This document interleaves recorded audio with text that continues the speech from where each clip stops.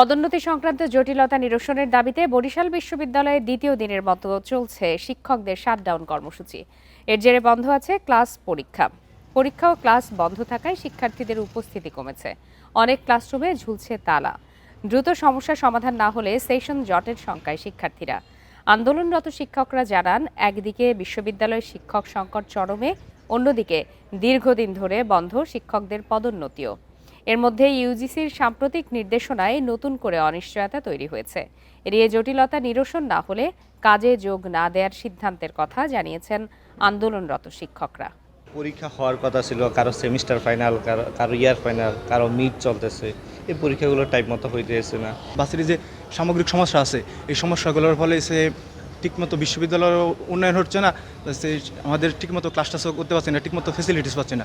শিক্ষার্থীরা হলো গিয়ে যে পরীক্ষা দেয়, ভর্তি হয়, তারপরে সনদ পায়, এগুলো সব কিছুর জন্যই সংবিধি প্রণয়নের প্রয়োজন আছে। সেটা এই একই ক্লজে এটা দেওয়া।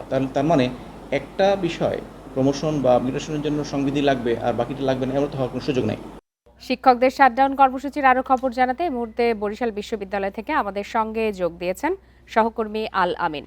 আল আমিন, পদোন্নতি সংক্রান্ত জটিলতা শিক্ষকদের, তারা কেন ছাত্রদের জিম্মি করে ধরনের আন্দোলন কর্মসূচি পালন করছেন, এ বিষয়ে তাদের বক্তব্য কি? শাটডাউন সেটি কিন্তু আসলে শিক্ষকদের যে কমপ্লিট শাটডাউন দেওয়া হয়েছে সেটি চলমান রয়েছে এবং এখানে কিন্তু আসলে শিক্ষার্থী এবং শিক্ষক দুইটি কিন্তু আসলে একদম অনুপস্থিতি বলা যায়।